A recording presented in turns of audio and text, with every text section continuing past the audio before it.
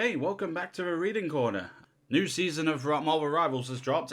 The Hellfire Gala is in full swing as we introduce Krakoa to the landscape, and Ultron has his sights set on the Cerebro Center to do stuff. I'll need to look that up. We also got some new events and some new lore pieces and a brand new Vanguard character. Let's introduce everybody's favourite White Queen of the Hellfire Club, Emma Frost. Forged in Hellfire. The Grove. Up until recently, this secluded location deep in the heart of the living island known as Krakoa had regularly been filled with the chatter of mutant leaders, heartedly debating the future of their nation and their people. But when the time stream entanglement ripped Krakoa from its original timeline and displaced it into the far future, many of mutant kind's most prominent voices ended up scattered across the ages. The hush that fell over the Grove in the days that followed was thicker than the island's humid tropical air. But as the mutants who still called Krakoa their home had come to learn so many times before, nothing lasts forever. So already that's pretty much introduced where Krakoa is in regards to the Coronaverses. It's in the year 2099. The Quiet Council of Krakoa now summons forth the White Queen of the Hellfire Trading Company, Magneto's powerful voice boomed, cutting through the silence of the Grove like a sword. And so begins the trial of Emma Frost, the White Queen sighed, stepping forward out of the shadows. Her diamond skin glistened through the countless strategically placed openings in a fashionable ensemble. No need for drama, Emma, Storm said, taking a seat at the Quiet Council's table of summer. You know full well that we have gathered here tonight on your behest to consider your proposal. And what an impressive turnout, Emma mused sarcastically, looking at the empty seats in front of her. Where once there had been 12 members of the Quiet Council, now only 3 remained. Storm, Magneto, and Emma herself. While Emma was convinced that her idea was absolutely a brilliant one, this time her vote would not be counted. She would have to convince the other 2 members of the Quiet Council to side with her, and she knew far better than to use their natural-born telepathic abilities in an effort to sway their opinions. Luckily for Emma Frost, persuasion was an art form. Long before she became a crusader for mutant rights, she had used her skills of seduction and negotiation to rise through the ranks of the Hellfire Club, making her one of the wealthiest and most powerful women in the world. She had learned through experience that there was always a way to get what she wanted, and this night would be no different. As you know, the Hellfire Gala, Emma began, before being abruptly cut off by Magneto, is a waste of our time, the Master of Magnetism finished. Krakoa is in crisis, Miss Frost. We have been transported across time and space to an unfamiliar era that seems keen on reminding mutant kind of just how unwelcome we are in the world of man. We have lost so many of our brethren, tossed into the corners of unknown realities.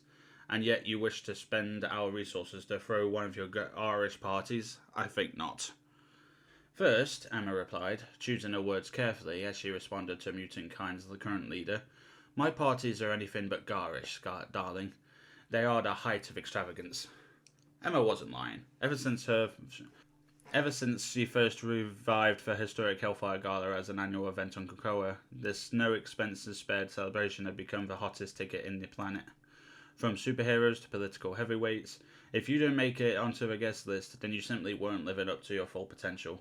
Emma had curated every aspect of past galas, from the food to the fashion, but the plans for her next event had been put on pause after Krakoa's unexpected change of address in space-time. Now was her chance to change that. Second, she continued, the gala is our opportunity to show this new world that mutants are here and we are not going anywhere. A debut ball of sorts. I believe Wolverine has already made everyone well aware of our presence, Magneto said, the frustration in his voice quite evident. Logan was just doing what he thought was right, Storm interjected. He meant no harm. But Magneto is correct, Emma admitted. When Wolverine decided to ally himself with the human resistance, he got caught up in a series of events that cast all eyes on Krakoa in a less than favourable way. His little stunt at Alchemax may have saved Captain America's life, but it branded Logan an outlaw according to the public eye, and made him an enemy of both Doom and the Megacorps that control all aspects of his society. And though they were the actions of just one mutant, all of our reputations were damaged in the process. That's a bit harsh, Storm responded, desperate to defend one of her closest allies in the eyes of the Council. But you're not wrong. What Logan did was reckless. Reckless, perhaps, Emma agreed. But even the most ill-advised strategies often open up unexpected pathways to victory. Alchemax has launched countless lawsuits against Krakoa and has imposed unprecedented sanctions Magneto argued. Tell me, woman, how does that lead us to victory? We have something that Alchemax does not, Emma replied. Medicines that actually work. As you both know, our flowers of Krakoa have been proven to work miracles in fighting both human and mutant diseases. They yield 10 times the results of Alchemax's best performing medications, with none of its nasty side effects. And now the entire world has full access to them. Just take a look at the report in front of you. It says here that the Hellfire Trading Company has just signed an independent deals with over 70 nations to distribute our biopharmaceuticals, Storm said, shocked at what she was reading. And that number will only grow once word gets out about how safe and effective the flowers of Krakoa actually are, Emma responded. You've directly targeted a sector that accounts for 60% of Alchemax's business, Magneto said, his temper beginning to flare. That's akin to declaring war. History has proven that this is the kind of war I always win, Emma responded. As a result of my deeds, Alchemax's stock has plummeted. Their board has already dropped dozens of lawsuits, and the sanctions won't be far behind. The humans will not sit idly by and watch mutant kind steal away with their fortunes, Magneto roared. Oh, I am well aware of that fact, Emma laughed. Alchemax has already hired an outside forces to sabotage our efforts. At best, they hope to sink our Hellfire Trading Company ships and destroy our precious cargo. At worst, they're willing to contaminate the waterways and blame Krakoa for the ecological upheaval.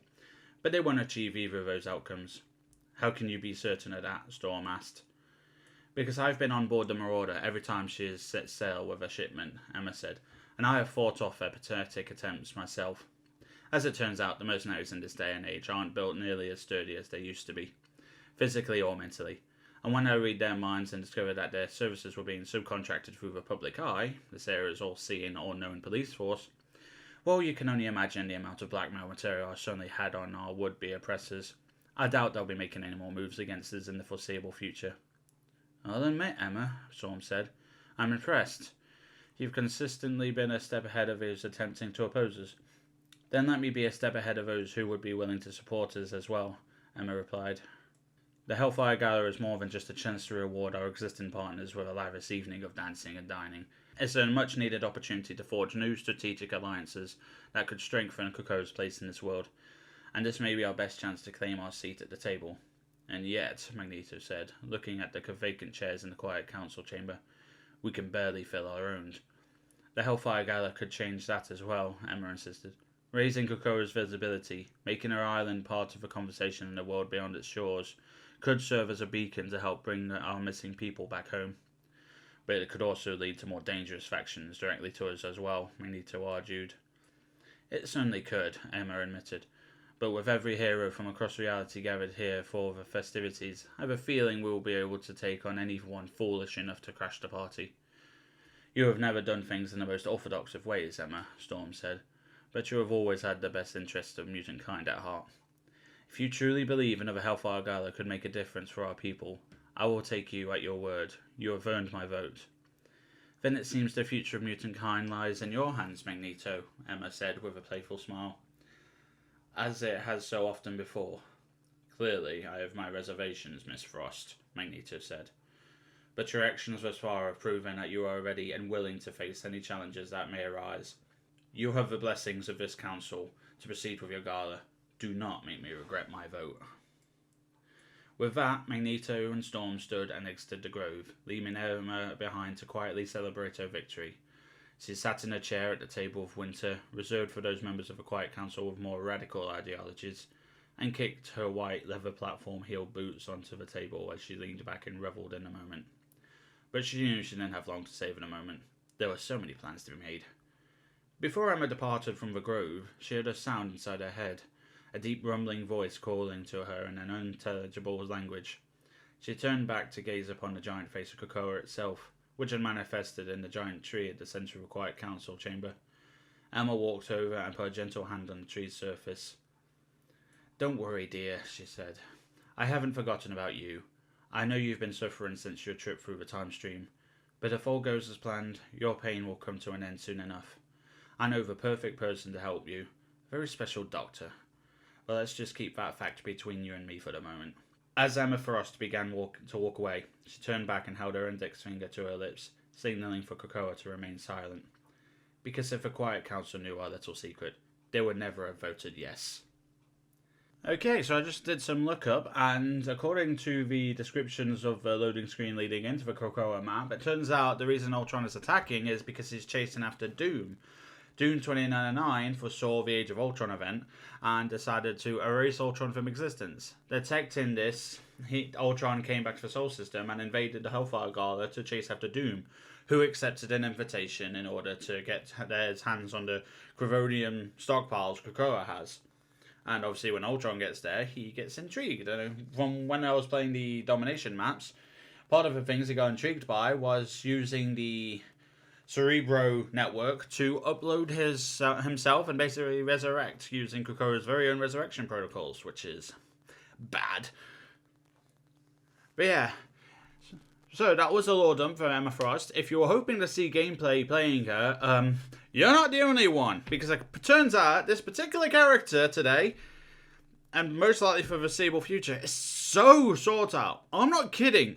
It is a race the moment you log in to grab this character before somebody else does, and the entire lineup is after this girl. It is mad.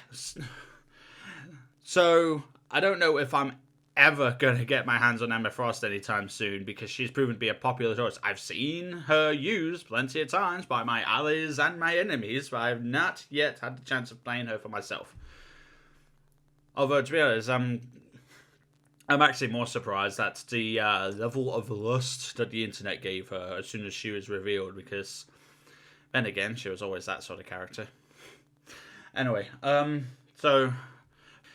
Anyway, thanks for listening, and I'll see you in the next video.